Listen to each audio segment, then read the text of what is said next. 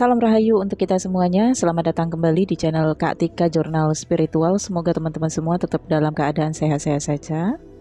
Pada podcast kali ini saya share tentang bagaimana cara mengetahui spirit di dalam diri kita. Apakah memiliki bakat, potensi, ataukah minat supranatural. Pada video sebelumnya saya sudah buat, silahkan tonton dulu ya teman-teman sebelum melanjutkan video ini, tentang perbedaan spiritual dan supranatural. Sedikit saya jelaskan bahwa spiritual dimiliki oleh semua manusia, bahkan hewan sekalipun, bahkan tumbuhan sekalipun. Karena spiritual adalah energi yang diberikan oleh Yang Maha Kuasa untuk makhluk-makhluk ciptaannya agar bisa terhubung dengannya. Semakin kuat energi spirit di dalam diri makhluk, maka ia akan semakin takut dan tunduk, percaya kepada penciptanya, pemberi energi di dalam dirinya. Sementara supranatural adalah energi spiritual yang dikembangkan, dibentuk atau dilatih, yang bertujuan untuk kepentingan hal-hal tertentu. Jadi tidak semua manusia memiliki kemampuan dan kekuatan supranatural. Jika ingin memiliki kekuatan dan kemampuan supranatural, maka harus berlatih. Nusantara memiliki manusia-manusia yang berpotensi, memiliki kemampuan dan keahlian kekuatan supranatural. Sejak masa peradaban lampau, kesatria-kesatria Nusantara memiliki kekuatan kemampuan supranatural dengan belajar, memiliki guru manusia ataupun guru dari bangsa golongan jin. Tentunya teman-teman banyak mendengar ya kisah-kisah para kesatria Nusantara yang sakti mandraguna, memiliki kekuatan supranatural yang bukti-buktinya bisa kita dapati di bangunan-bangunan sejarah dan kisah-kisah dari orang tua kita atau kakek dan nenek kita. Di peradaban modern saat ini masih ada manusia-manusia yang memiliki kekuatan supranatural dan masih mendiami daerah-daerah tertentu. Dan biasanya semakin tinggi tingkat supranatural seseorang pada zaman saat ini, semakin tidak terhubung dengan sosial. Karena apabila mereka yang memiliki keahlian supranatural tinggi terhubung dengan manusia, energinya bisa terganggu dan emosionalnya juga bisa terganggu.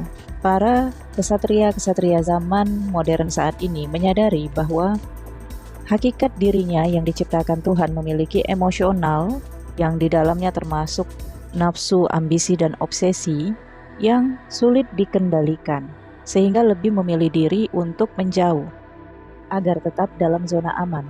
Kalau mereka tinggal di antara kita di kota besar atau di keramaian publik, maka bisa terpengaruh ke arah-arah yang negatif, misalnya menggunakan ilmu supranatural untuk mendapatkan sesuatu atau untuk memenangkan perkelahian atau pertengkaran. Jadi ini adalah pertimbangan para kesatria-kesatria zaman modern untuk lebih mengasingkan diri.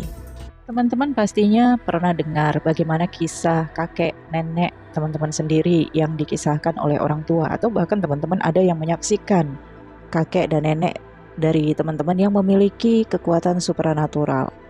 Saya kelahiran tahun 85, masih sempat mendengarkan kisah dari nenek dan kakek saya tentang kemampuan supranatural buyut saya, yaitu orang tua dari nenek dan kakek saya. Itu hanya jangkauan kita, dan informasi yang masih terjangkau oleh kita inilah yang harus kita ingat dan kita turunkan ke anak dan cucu kita. Kalau sebagian teman-teman ada yang diberikan warisan ilmu dari buyut kakek nenek moyang, maka sebenarnya ini juga harus diturunkan kepada anak dan cucu. Kalau tidak diturunkan pun, ini biasanya akan menitis dengan sendirinya. Ini disebut juga karma leluhur. Ketika kita mendapatkan karma dari leluhur, yaitu kemampuan supranatural, ini disebut potensi supranatural. Apakah tubuh kita menerima potensi supranatural ini atau tidak? Ini disebut bakat supranatural.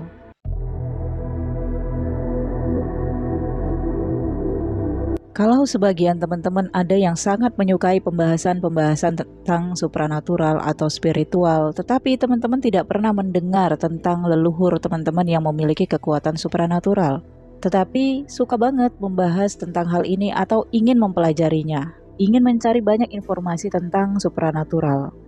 Ini disebut dengan minat supranatural.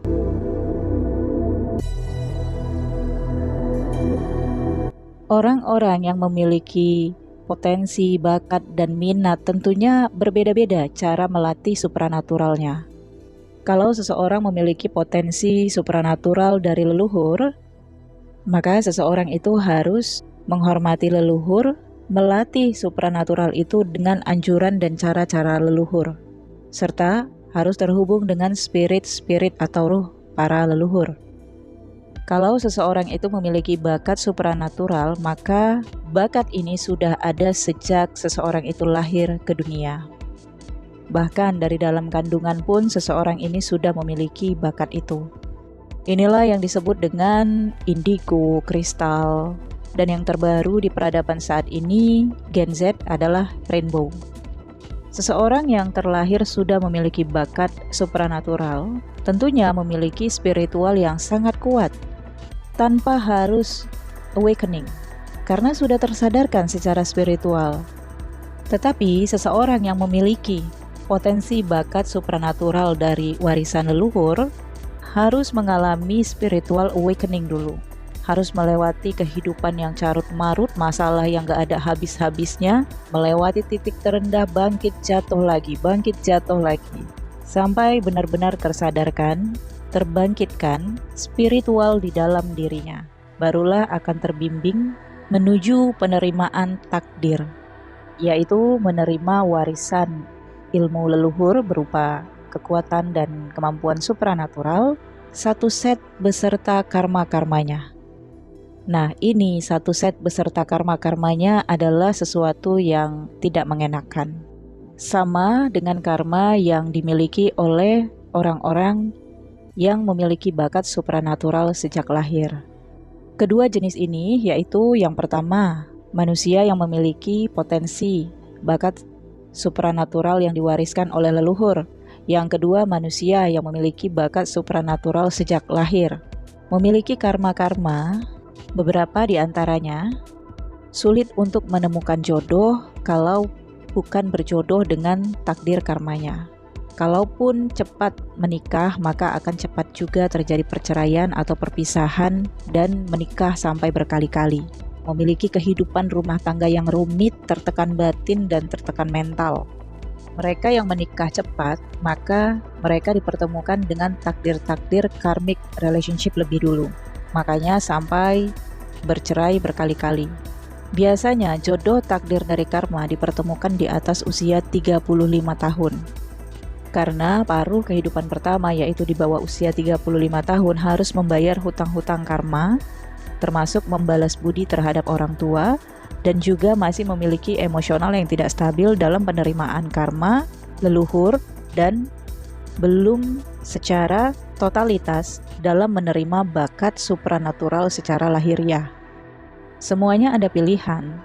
Kalau dari perhitungan Vedic astrologi ataupun weton, terlihat bahwa seseorang itu kalau menikah di bawah usia 35 tahun nantinya bisa bercerai. Tetapi kalau menikah di atas usia sekian yang disarankan atau terlihat dari weton atau perhitungan Vedicnya, maka akan terhindar dari efek karma buruk misalnya.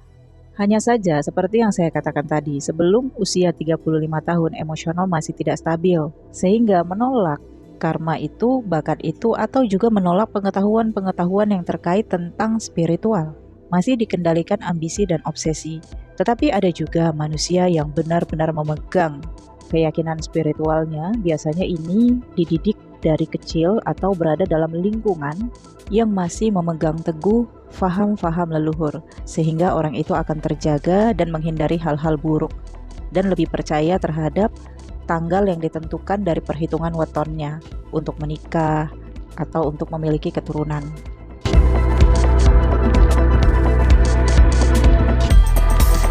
Bagaimana dengan orang-orang yang memiliki minat supranatural tetapi tidak ada potensi dan juga tidak ada bakat? Ini disebabkan seseorang itu terbangkit spiritualnya karena sering berkaitan dengan hal-hal supranatural atau berada dalam circle supranatural. Ada rasa penasaran dan rasa ingin tahu terhadap ilmu supranatural, atau ada juga didorong oleh rasa emosional bahwa ilmu supranatural itu keren, atau karena memiliki kepentingan untuk dirinya dan menganggap bahwa ketika dirinya memiliki kemampuan supranatural, semua masalah-masalah dalam kehidupannya bisa teratasi.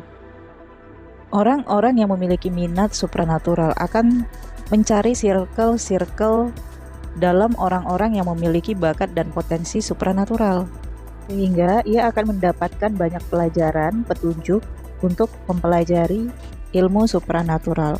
Apakah orang ini akan berhasil mempelajari ilmu supranatural? Bisa berhasil, karena dibantu oleh yang disebut dengan Khodam. Khodam adalah golongan jin yang hidup di antara manusia. Ada jin yang taat terhadap Tuhannya, tetapi ada juga jin yang ingkar terhadap Tuhannya, sama seperti manusia.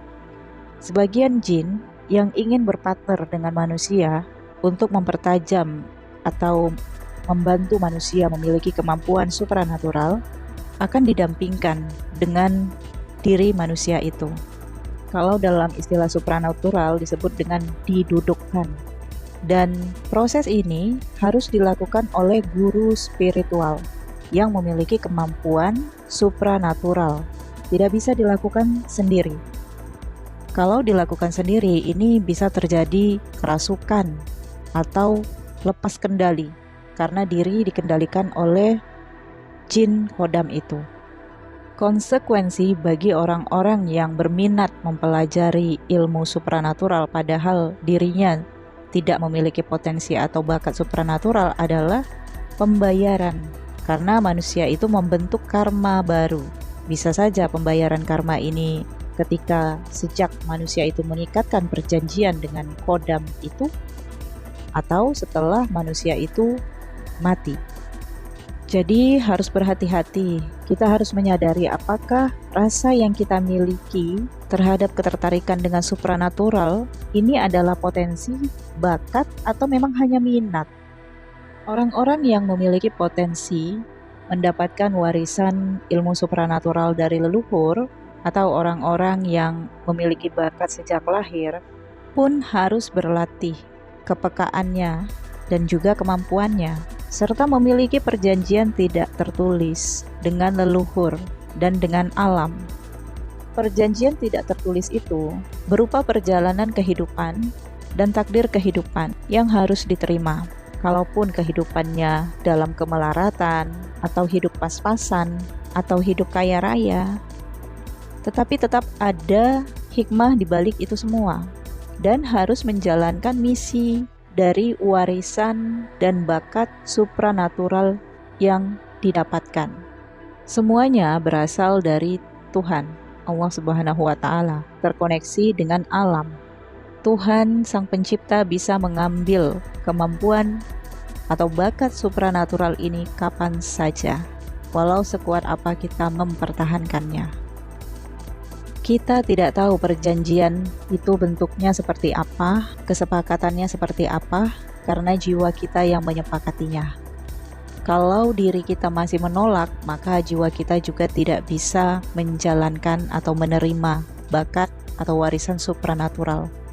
Orang-orang yang menjalankan misi, bakat supranatural ataupun potensi supranatural dari leluhur, maka harus mendapatkan mahar dari keahlian yang dia gunakan untuk manusia lain.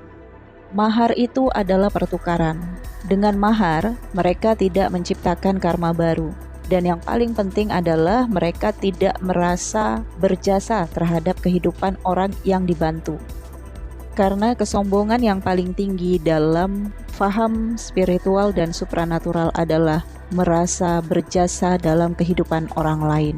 Ini sangat dihindari oleh ahli supranatural, sehingga mahar diwajibkan untuk pertukaran ilmu untuk membantu manusia yang meminta bantuan. Baiklah teman-teman, saya pikir cukup sampai di sini. Semoga informasi ini bermanfaat untuk menambah pemahaman spiritual dan supranatural dalam pembelajaran teman-teman semua. Jangan lupa di like, komen, share ke teman-teman kamu, share ke media sosial kamu. Bagi teman-teman yang tertarik untuk pembahasan selanjutnya terkait tentang supranatural, silahkan tulis di kolom komentar ke depan kita mau bahas apa, atau masih ada yang belum memahami secara detail tentang apa yang saya bahas di sini. Jika pertanyaan teman-teman atau tema yang teman-teman ajukan dalam kolom komentar saya pikir menarik, maka saya akan buat konten berikutnya. Terima kasih sudah bersedia bersama saya di channel ini dan di channel New Crystal Tarot Trader. Sehat selalu, bahagia selalu, dilancarkan rezeki, dan dimudahkan segala urusan. Sampai ketemu di konten berikutnya. Sampai jumpa.